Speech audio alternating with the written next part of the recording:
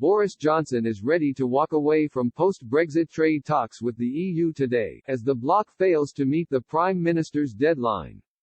Boris Johnson is expected to spark a moment of crisis in the current talks today, after claims the EU is refusing to make any concessions on the UK's red lines, fisheries and the level playing field.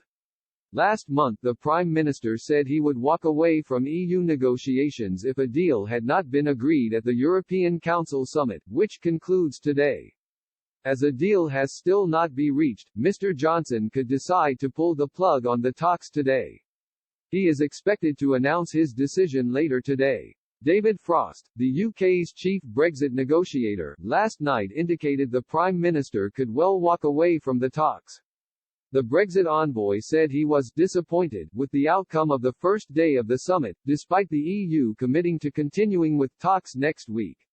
He wrote on Twitter, disappointed by the #EUCO conclusions and UK-EU negotiations.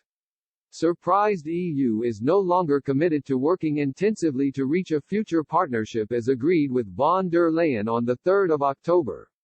Also surprised by suggestion that to get an agreement all future moves must come from UK. It's an unusual approach to conducting a negotiation.